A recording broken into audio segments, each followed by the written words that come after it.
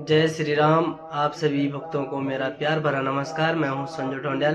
आप देख रहे हैं मेरा यूट्यूब चैनल संजू ढोंडियाल। आज द्वितीय दिवस की कथा मैं आप लोगों को अपने इस चैनल के माध्यम से आप तक पहुंचाऊंगा और जो भी मतलब आज की कथा होगी आप लोगों तक दिखाया जाएगा। तो अब पूजन प्रारंभ हो चुका है और आप लोगों को मैं पूजन दिखाऊंगा। अभी गणेश पूजन यहाँ पे चल रहा है, तो आप लोगों को मैं गणेश पूजन दिखाऊंगा। बने रहिए मेरे यूट्यूब चैनल पर।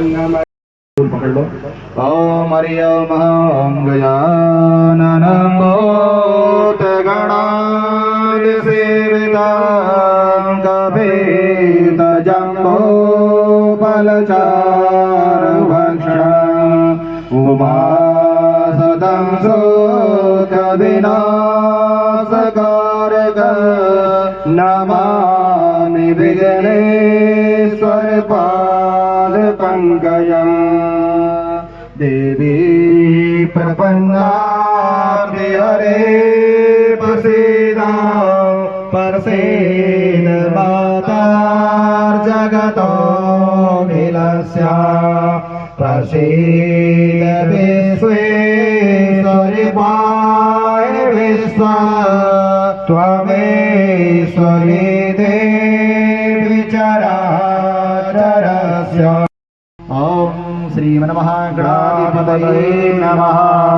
पाद्योर्पाद्यं हस्तो अर्घ्यं मुखे आचमनीयं सर्वाङ्गे स्नानयं समर्पयामि। मिलित पंचामृतस्नानं मोर्कच मे सुनता समे पायस मे रसंज मे कीर्तनं च मे माधो च मे सगति च मे सफेति च मे कृति च मे पृथि च मे चेतनं च मयो देवीदन् सूर्यार्धोऽपि जायमानः तं धीरासया काद्यो मनसा देवयन्तः। वस्त्रं समर्पयामि वस्त्रान्ते जलं समर्पयामि याचमानान्ते नूतन्यज्ञो आयुष्मग्रं कर्तुमञ्जुशुभ्रं यज्ञो भवेतं पदमस्तु तेजः। ॐ गणेशमुखाभ्यां नमः। गणेश गणपतये नमः।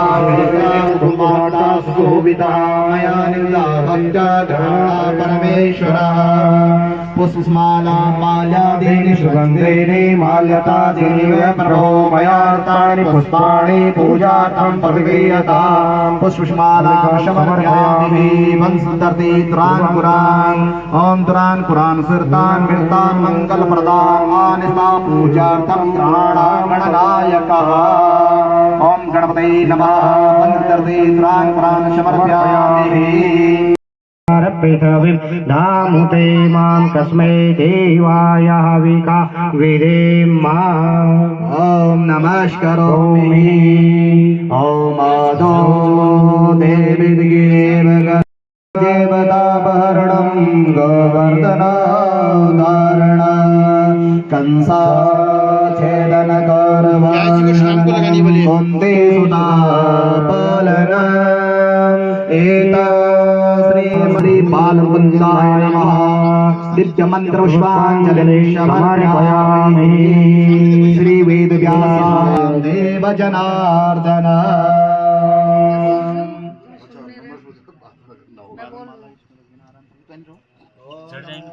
देवाय गो ब्राह्मण सहस्रपादाय शिशूर्वावि सहस्रनाम्ने पुरुषाय शाश्वते सहस्रकोटे। ओम रुद्रस्तंभाय नमः। रुद्रस्तंभाय नमः। रुद्रकलशाय नमः। ओम हरिओम महा। ओम वन्दे देवो उमापतिं सुगुरुं वन्दे जगत्कारणं वन्दे पन्नगभूषणं मृगधरं वन्दे पशूनां पतिं वन्दे शूरसुराङ्गवैनवनं वन्दे वन्दप्रियं वन्दे भक्तजनाश्रयं वरदं वन्दे शिवं शङ्करः। ओम हरिओम पाद्योर्वाद्यं वस्त्योर्घ्यं मुखे आचमनीयं सर्वाङ्गे स्नाने जलं समर्पयामि। पुरासनोपचारार्थे गन्धाक्षपुष्पाणि समर्पयामि। धूपमाघ्रयामि प्रदीपं दर्शयामि। हस्तो प्रक्षाल्य नैवेद्यं निवेदयामि। निवेदान्ते ऋतुफलं पुङ्गे फलं समर्पयामि। कृताय पूजाय सर्वज्ञानाय सर्वपुण्यार्थे हिताक्षमर्पयामि नमस्करोमि ओम त्र्यंबकं यजामहे सुगन्धिं पुष्टिवर्धनम् उर्वारुकमिनवन्दनान् मृत्योर्मुक्षे अमामृतात् ओम हरि ओम ओम तत्पुरुषाय विद्महे महादेवाय धीमहि तन्नो रुद्रः प्रचोदयात् दिव्यमन्त्र पुष्पाञ्जलि समर्पयामि ओम अनया पूजा रुद्रस्तंभाय नमः रुद्रदेवतः प्रियतां नमः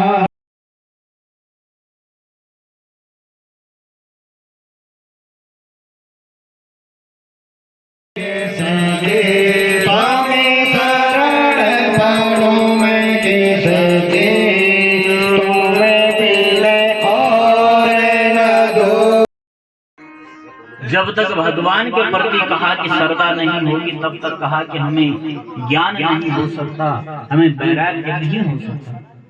कहा कि अगर हमें ज्ञानी बनना है, वैरागी बनना है, तो सबसे पहले अपने हृदय में हमें भक्ति रानी को प्रकट करना होगा। सबसे पहले हमारे अंदर भक्ति होनी चाहिए, और जब भक्ति होगी तभी जाकर के हमें ज्ञान होगा। और कहा कि जब ज्ञान होगा तभी जाकर के हमें वैराग्य आएगा।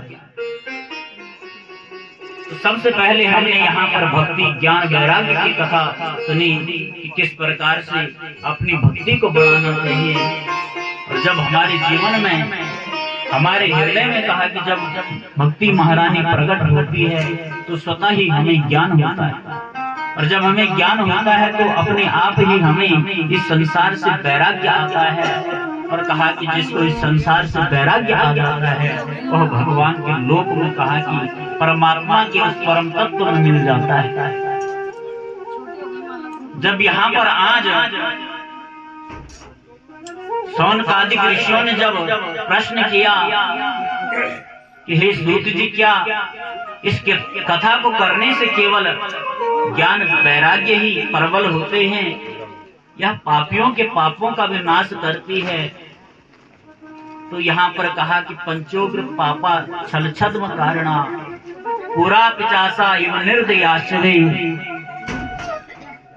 कहा कि इस भागवत की शरण में कितना बड़ा पापी आ जाए। कहा कि जिस जीव ने जीवन भर पाप ही पाप कर दिए हो, और जीवन के अंत में कहा कि गलती से भी अगर वह भागवत की शरण में आता है तो कहा कि भागवत ऐसे पापी को विकार देती है। हमने यहाँ पर धुंधकारी की कथा सुनी। कहा कि उस धुंधकारी ने जीवन में एक भी ऐसा कर्म नहीं छोड़ा कि जो न किया हो। कहा कि जीवन भर अधर्म ही अधर्म किया, पाप ही पाप किया। और कहा कि इसको जबरदस्ती मारा गया, इसकी हत्या कर दी गई। और जब इसके भाई श्री गोकर्ण जी महाराज को पता चलता है, और जब उन्होंने श्रीमद् भागवत कथा का आयोजन किया तो कहा कि धुंधकारी जैसा पापी भी कहा कि इस भागवत की महिमा से कहा कि उसका मोक्ष हो गया, उसकी भी सदगति हो गई। लेकिन उन्होंने अपनी भूमि को नहीं छोड़ा, चाहे कितनी बड़ी नौकरियों में रहे होंगे, लेकिन उनका मन हमेशा अपने गांव से जुड़ा रहा, अपनी भूमि से जुड़ा रहा। भक्तों, बड़े बड़े पदों पर हर मनुष्य पहुंच जाता है। हमारे गांव के बड़े बड़े लोग हैं महाराज, हमारे चाचा ताऊ हैं, हमारे दादा लोग हैं, देहरादून में हैं, लेकिन आज सब कुछ छोड़ दिया, अपने इष्ट देवताओं को छोड़ दिया, अपने कुल देवताओं को छोड़ दिया। आपने सुना होगा हमारे परिवार में बड़े बड़े हुए हैं, रेंजर, कर्नल, जनरल, सब देहरादून में रहते हैं। हमने आज तक देखा भी नहीं कि हमारे दादाजी के भाई लोग आते ही नहीं। और मोहन सिंह राणा जी इतने बड़े पद में होकर के भी उन्होंने अपने गांव को नहीं छोड़ा, अपनी इस भूमि को नहीं छोड़ा। उनका मन हमेशा इसी भूमि से जुड़ा रहा। कहा कि सबसे पहले शिव मंदिर का निर्माण कराया, हनुमान जी के मंदिर का निर्माण कराया। एक बार अपने होते हुए यहाँ पर भागवत कथा का आयोजन भी किया।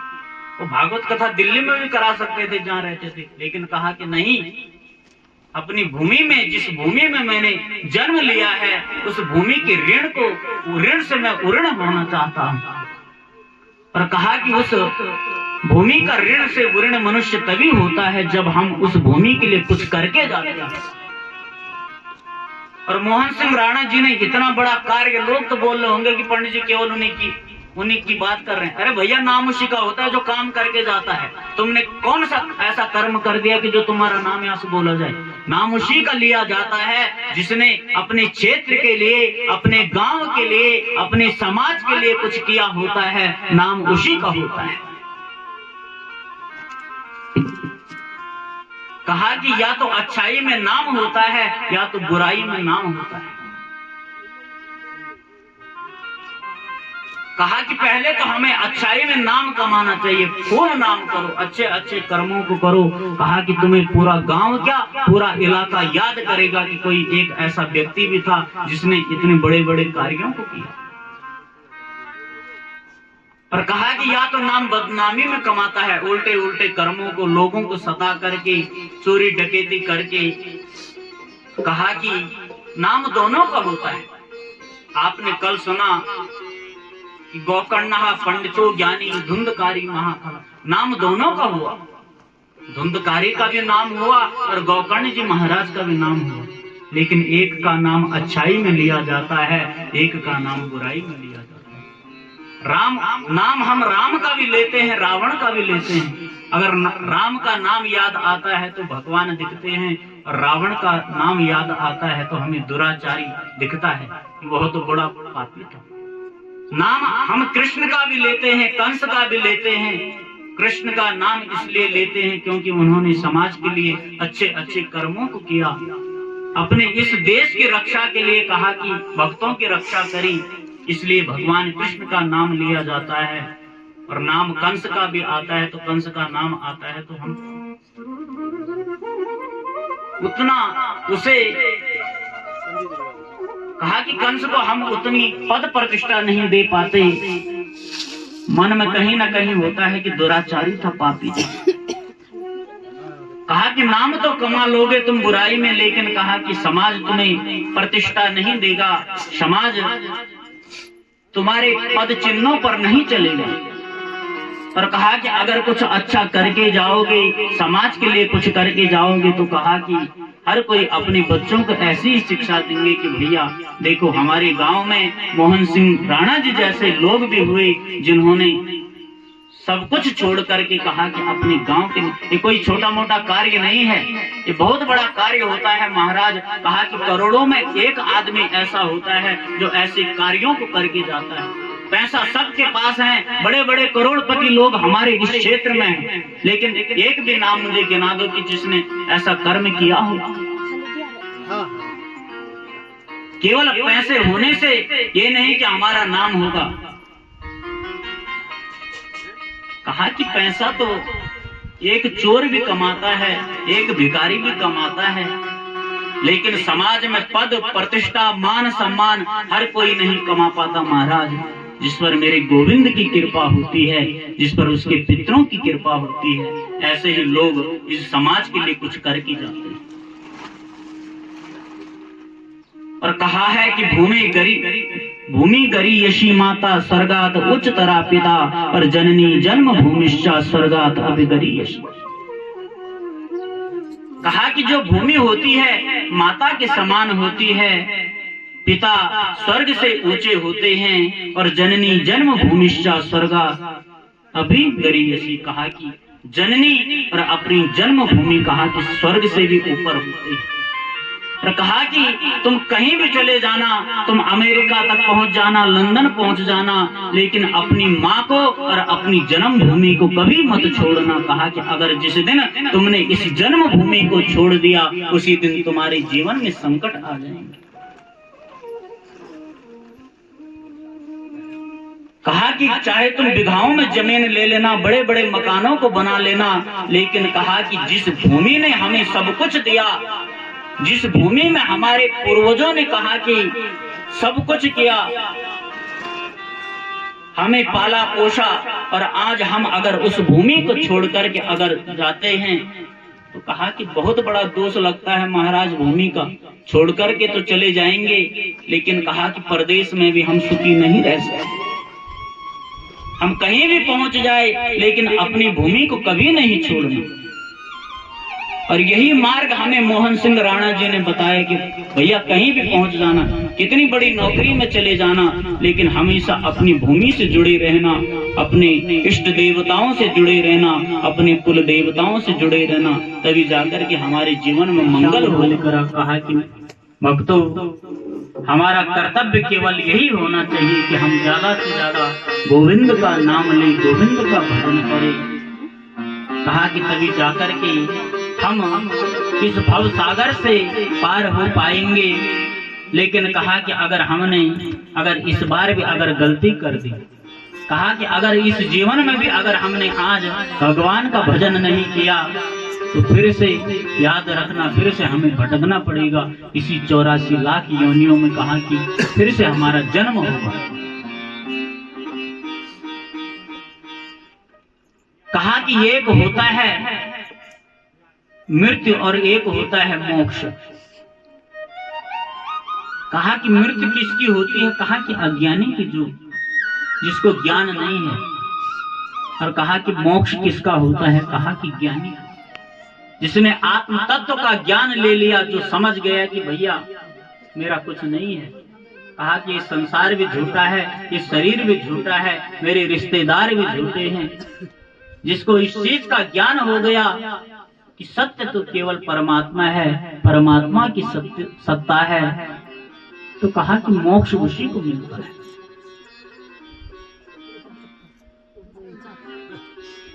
तो कहा कि मृत्यु और मोक्ष की भी परिभाषा होती है महाराज। बिरा देखे तुमने? और कहा कि बिरा जब उसी मुख से कहा कि अपने बच्चे को पकड़ता है। कहा कि जब बिल्ली बच्चों को जन्म देती है तो 5-7 जगह ले जाती है, उसको डर रहता है कोई मार ना दे, और किसी को पता भी नहीं चलेगा कब उसने स्थान चेंज कर दिया बच्चों का और मुंह से पकड़ कर दिया। देखिए मुंह तो वही है, दांतों से पकड़ भी रहा है। कष्ट होता है बच्चे को? होता है कष्ट? कोई कष्ट नहीं, तरीके से पकड़ के ले जाएगी। यहाँ से चाहिए वो तेल खोली जान हो। कहा कि कोई दिक्कत नहीं बच्चे को। और उसी मुंह से चूहे को भी पकड़ती है महाराज, देखा है? और मुस्कती, मतलब कितना तड़पता है चूहा। मुंह तो वही है, ये अलग है मुंह कोई। कहा कि उसी मुख से बिल्ली को भी पकड़ रहा अपने बच्चे को, कोई कष्ट नहीं। और उसी मुंह से कहा कि महाराज चूहे को भी पकड़ रहा और चूहे का पसीना छूट जाता है। तो कहा कि जो बिल्ली अपने बच्चे को पकड़ रही है उसे कहते हैं मोक्ष महाराज, और जो चूहे को पकड़ रही है उसे कहते हैं मृत्यु। कहा कि जिन्होंने खूब भगवान का भजन किया होता है, खूब भगवान का नाम लिया होता है, कहा कि उनकी जो जब मृत्यु आती है तो पता ही नहीं चलता। खड़े खड़े लोग चले जाते हैं महाराज अपने सब कार्यों को करके, पता ही नहीं चलता कि कब प्राण निकल गए। तो कहा कि उनका मोक्ष होता है। और ये कई लोग आपने देखे होंगे कि 1 साल से 1.5 साल से कहा कि हॉस्पिटल में सांस चल तो रही है लेकिन वो कुछ नहीं है। तो कहा कि इसे कहते हैं मृत्यु, जो तड़प तड़प के मरता है। महाराज कई लोग तो ऐसे भी होते हैं कि जिन पर कीड़े तक पड़ जाते हैं महाराज, और तब भी प्राण नहीं निकलते। तो कहा कि ये सब हमारे कर्मों का फल है। और कहा कि अगर हमें अपनी मृत्यु को मोक्ष में बदलना है तो उसके लिए केवल गोविंद का नाम लेना होगा, ज्यादा से ज्यादा गोविंद की भक्ति करनी होगी, तभी जाकर के कहा कि हमारा जीवन धन्य होगा। आगे चल करके कल हमने महात्मा की कथा यहाँ पर सुनी, आज हम श्रीमद् भागवत ग्रंथ में प्रवेश कर रहे हैं। और यहाँ पर भी जब वेद व्यास जी महाराज इस ग्रंथ को लिखने लगे तो सबसे पहले उन्होंने भी मंगलाचरण किया और कहा कि कभी भी कोई कार्य किया जाता है तो सबसे पहले मंगलाचरण।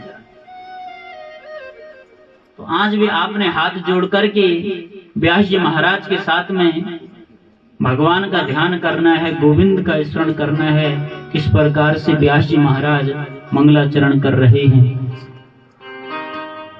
जन्माद्यस्य यतोऽन्वयादितरतस् चार्थे सभेज्ञ स्वराट् तेने ब्रह्म हृदय आदि कवये मुह्यन्ति यत् सूरयः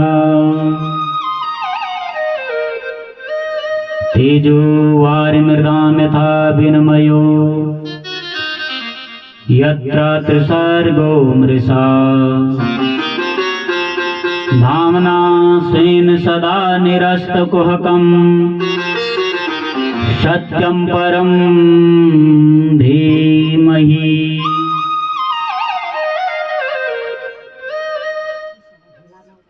कहा कि सबसे पहले व्यास जी महाराज कहते हैं कि जन्माद्यश यतोन वायाद तरतश्चार्थेषु भिक्खुस्वरा।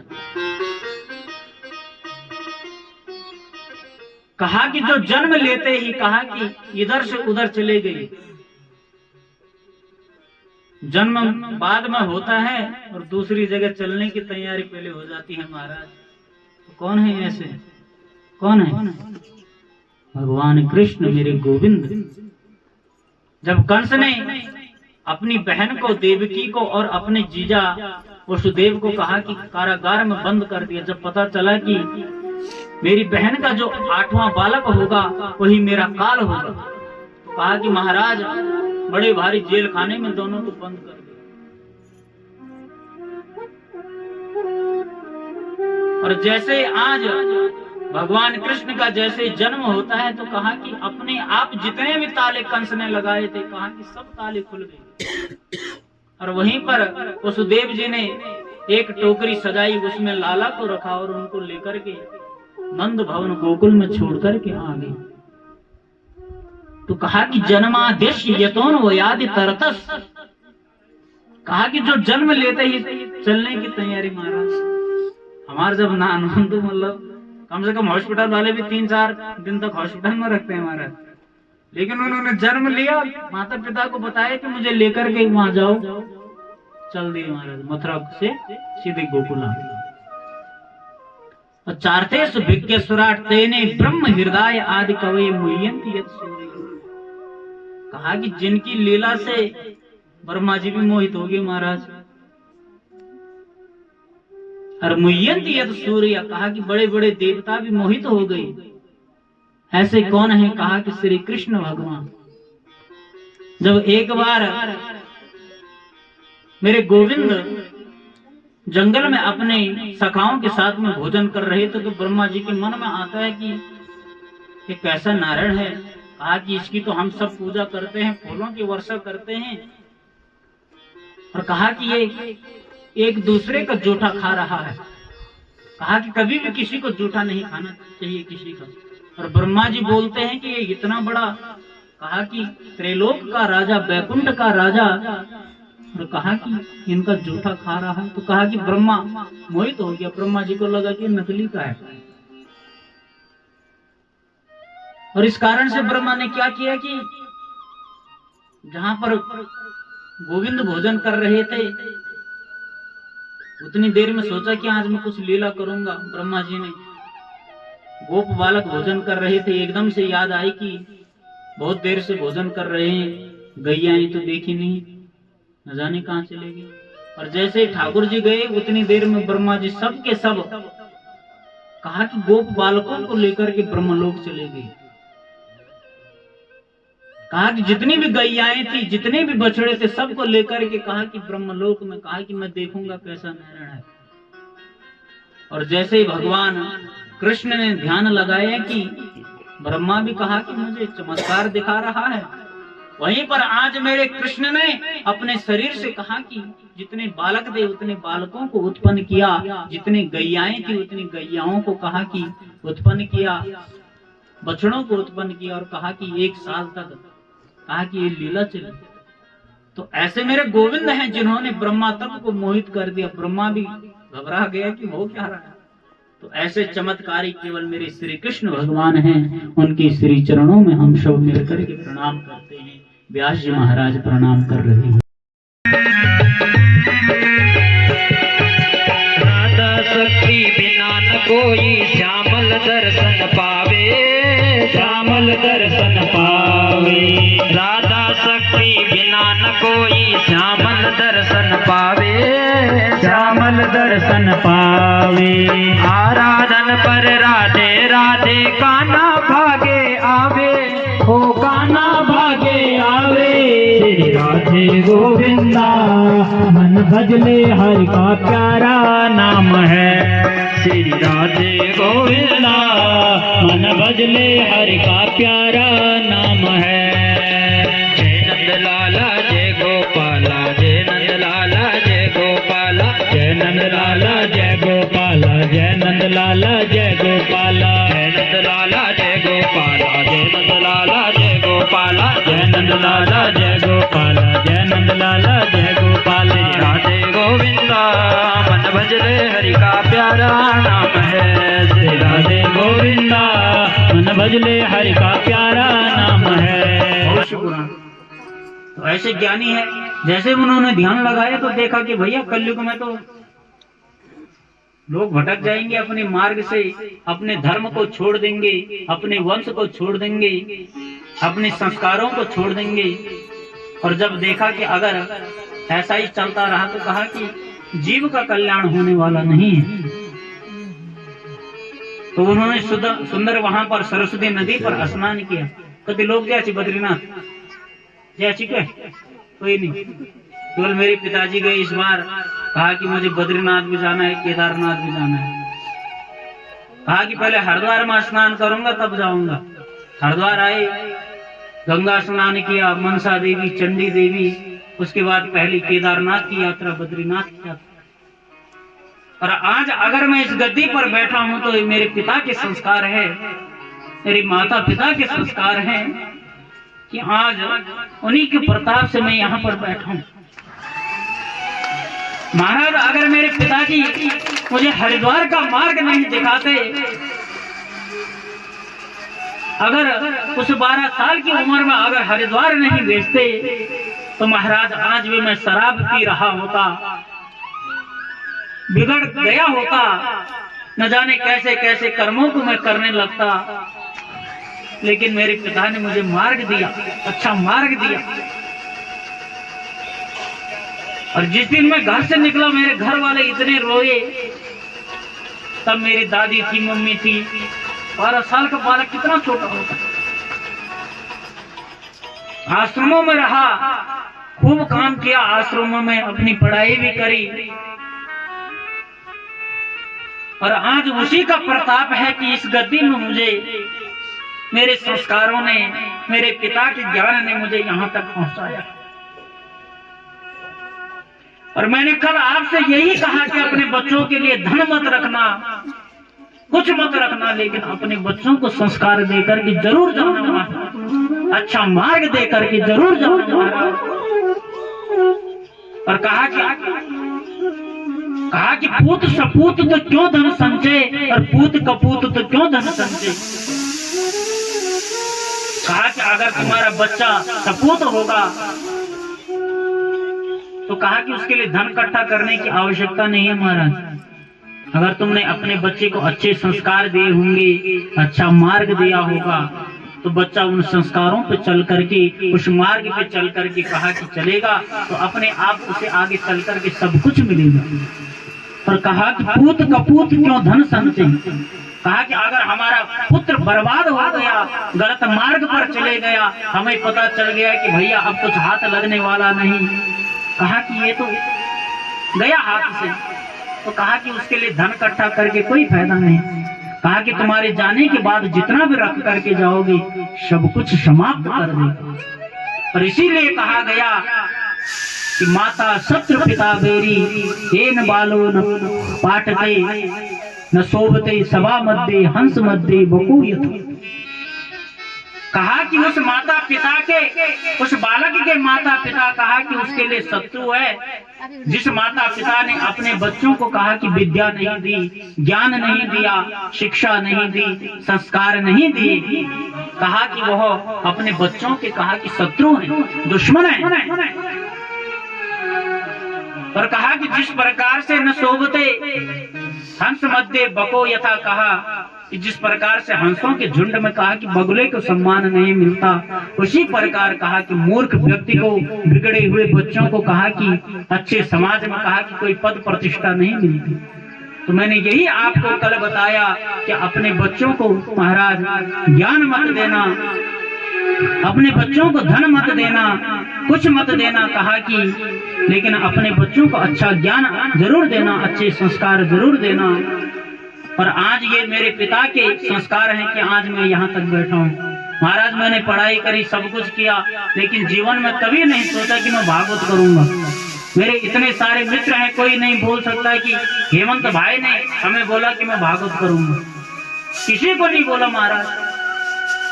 और कई लोग ऐसे हैं कि इस गद्दी में बैठना चाहते हैं, बोलते हैं कि हेमंत जी मैंने भी करनी है, भागवत मैंने भी करनी है, लेकिन नहीं कर पाते। लेकिन कहा कि इस गद्दी पर वही बैठता है जिसको मेरा गोविंद बैठाता है, मेरा नारायण बैठाता है। भगवान पात्रता देते हैं महाराज, न जाने कौन से गुण पर दयानिधि रीझ जाते हैं। ना तो मैं इतना ज्ञानी हूँ, ना मुझे इतना ज्ञान है, लेकिन मैं क्या बोलता हूँ यहाँ से मुझे कुछ पता नहीं है, क्योंकि व्यास गद्दी है। यहाँ से जो भी निकलता है, जो भगवान बुलाना चाहते हैं वही निकलता है। जब मैं नीचे मंदिर में बैठा रहता हूँ तो सोचता हूँ कि आज ये बोलूंगा वो बोलूंगा, तो निकलता ही नहीं है मुंह से, कुछ और ही निकल जाता है। कहा कि ये व्यास की गद्दी है, गुरु की गद्दी है। कहा कि यहाँ से जो वो बोलना चाहे वही मुख से निकलता है। तो मेरी भगवान की, मेरे गोविंद की बड़ी कृपा है, मेरे कुलेष्ट गोयल जी की बड़ी कृपा है, मेरे आराध्य शंकर भगवान की बड़ी कृपा है, मेरी कुलदेवी भगवती की कृपा है कि आज उन्होंने मुझे इस लायक समझा और इस गद्दी पर मुझे बैठा दिया। मैंने कभी नहीं सोचा, सपने में भी नहीं सोचा था महाराज। लेकिन जब एक दिन हमारे एक जजमान है केसरी मरम वाले, कहा कि हेमंत जी घर पे आओ, कथा करानी है।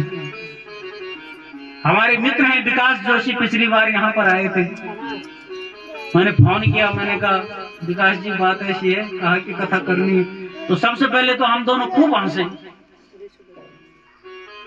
कहा कि कथा करनी है, लेकिन ऐसा मित्र आज तक मुझे नहीं मिला जिसने इतना बड़ा हौसला मुझे दिया। विकास भाई ने कहा कि हेमंत जी मौका है, चूकना मत। कहा कि भगवान की कृपा तुम्हारे ऊपर होने वाली है। कहा कि मैं भी तुम्हारे साथ में रहूंगा, लेकिन कहा कि मना मत करना जजमान को कि मैंने कथा नहीं करी। बहुत बड़ा करोड़पति आदमी है महाराज, केसरी मरम बाम चलता, पता है आप लोगों को? उसका ऐड करते हैं अनिल कपूर, केसरी मरम बाम, हरिद्वार में फैक्ट्री है, बहुत बड़ा काम है। कहा कि हेमंत जी कथा तो आप नहीं करनी है। जब मैंने विकास को पूछा, उन्होंने बोला, मैंने भी हाँ बोल दिया, चले गए महाराज। पहले दिन की जैसे ही कथा होनी थी तो किताब रखी थी, मैं किताब पढ़ने लगा, किताब पढ़ के सुनाने लगा, और जैसे ही गद्दी से उतरा तो विकास भाई ने डांट दिया, कहा कि हेमंत जी, कहा कि तुमने तो बेइज्जती करा दी। मैंने कहा क्या हुआ? कहा कि हमारे एक गुरु तुल्य हमारे श्री महाराज हैं पवन कृष्ण शास्त्री जी, उनके साथ में मैं 7-8 सालों तक रहा। मैंने वहां पर आचार्यत्व का काम किया। तो यहाँ पर पूजा पाठ हमारी कुलदीप जी कर रहे हैं, मैंने उनके साथ में वो पूजा पाठ का कर्म काम किया। और विकास ने कहा कि तुम इतने सालों तक भागवत कथाओं में रहे, 150 से ज्यादा कथाओं में तुम रहे, और तुम फिर भी किताब पढ़ रहे हो। कहा कि कल तुम्हें सौगंध है भागवत की, कहा कि किताब में देखोगे कल। कहा कि देखनी नहीं किताब, बिना किताब की कथा करो। महाराज ऐसे मित्र बहुत कम मिलते हैं जो अपने मित्र को आगे बढ़ाने का कार्य करते हैं। और कहा कि ऐसे मित्र केवल मुझे विकास जोशी मिले, नहीं तो आज तक ज्यादातर लोग तो ऐसे हैं कि जो महाराज गिराने का काम करते हैं। अगर कोई आगे बढ़ रहा होगा तो फैशन को खुद खींचनी तो जाने चाहेगी, खुद खींचना काम ज्यादा करने लोग। अगर किसी के अंदर कहा कि मतलब होगा उसके अंदर, किसी के अंदर अगर है पद प्रतिष्ठा है, कलाकारी है, उस कार्य को कर सकता है, फिर भी लोग बोलते हैं तेरे बस करनी है, कहां कर रहे तो कथा नहीं कर पाएगा। लेकिन विकास जी ने कहा कि हेमंत जी कहा कि किताबें नहीं देखने। दूसरे दिन से मैंने भी कथाएं तो याद थी भगवान की कृपा से सब, तो बिना किताब देखे ही कहा कि पहली कथा हुई, दूसरी कथा, तीसरी कथा, और ऐसे ही कथाएं चलती रही। पर मैंने विश्वास भी नहीं किया था कि मैं कर पाऊंगा। ये मेरी इष्ट देवताओं की, आप सब लोगों का आशीर्वाद है, आप सब लोगों की कृपा है, मेरे माता पिता के संस्कार हैं कि जो आज मैं इस गद्दी पर बैठा हूँ, भगवान नारायण की कृपा है, नरसिंह नारायण भगवान का बड़ा आशीर्वाद है, जिनके आशीर्वाद से मैं यहाँ कुछ बोल पाता हूँ। तो यहाँ पर चर्चा चल रही थी बद्रीनाथ है, वाणी से भी पाप होता है, शरीर से भी पाप होता है। तो कहा कि उन पापों का प्रक्षालन तभी होगा जब हम तीर्थों का सेवन करेंगे। और जरूर जाना, हरिद्वार तो बहुत दूर हो गए, लेकिन बद्रीनाथ ज्यादा दूर नहीं महाराज। सुबह जाओगे शाम को वापिस आ जाओगे, कितना नजदीक है। और जरूर जाना चाहिए तीर्थों में, जरूर जाना चाहिए। वैष्णो देवी नहीं जा सकते कोई बात नहीं, अमरनाथ नहीं जा सकते कोई बात नहीं, केदारनाथ नहीं जा सकते कोई बात नहीं, लेकिन अपने नजदीक के तीर्थों में जरूर जाना चाहिए, तीर्थों का सेवन जरूर करना चाहिए।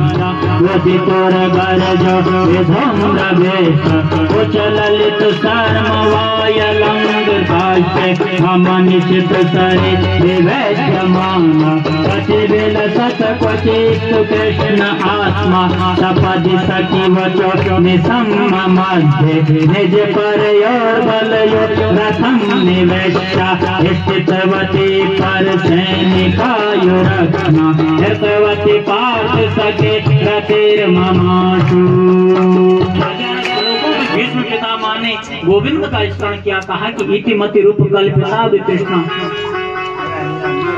कहा कि हे द्वारिकाधीश, मैं अपने इस शरीर को छोड़ने से पहले मैं अपनी बेटी का विवाह करना चाहता हूँ। द्वारिकाधीश कहते हैं मैं तो विवाह किया ही नहीं, तो बेटी कहाँ से आई? तो भगवान कहते हैं कि इतिमति, कहा कि जो ये मेरी मति है, कहा कि इसी को मैंने अपनी बेटी बनाया, और कहा कि इस बेटी की तलाश में, कहा कि मेरा जीवन बीत गया, और अब जाकर के आज मुझे इस बेटी का सुंदर पति मुझे मिला। कहा कि हे द्वारिकाधीश, मैं अपनी इस निष्कपट बुद्धि को आपको समर्पित करना चाहता हूँ। कहा कि त्रिभुवन कमलम तमाल वर्णम, कहा कि हे त्रिभुवन सुंदर, कहा कि जिस प्रकार से तमाल वर्णम, तमाल कहते हैं तंबाकू को,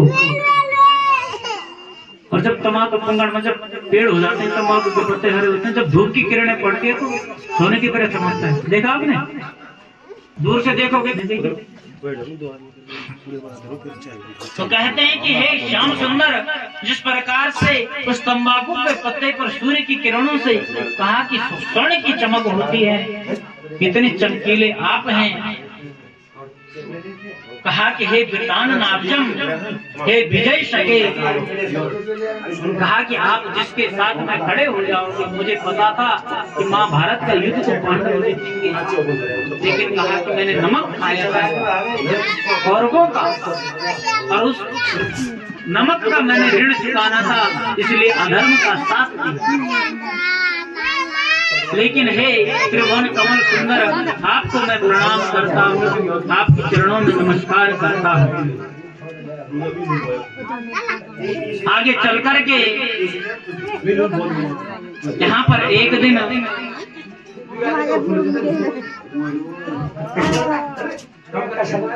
जैसे ही आज विदुर जी महाराज आते हैं हस्तिनापुर में, देखा राठौर गुणगान कर रहे हैं कि पांडवों को मेरी ऐसी सेवा कर रहे हैं, अच्छा अच्छा भोजन करा रहे हैं। तो वहीं पर विदुर जी ने कहा कि हे धृतराष्ट्र, शर्म नहीं आती? कहा कि उन्हीं पांडवों को मारने के लिए तुमने इतने कुचक्र रचे, और आज उन्हीं की तारीफ कर रहे हो। कहा कि चलो मेरे साथ, और आज विदुर जी महाराज उनको लेकर के आज अपने साथ चल देते हैं। और आज द्वारिकाधीश अपनी द्वारिका में पहुंच जाते हैं, अर्जुन के साथ में जाते हैं, और जब 3-4 महीने हो जाते हैं अर्जुन लौटते नहीं हैं, तो कहा कि पांडवों के यहाँ अपशकुन होने लगे।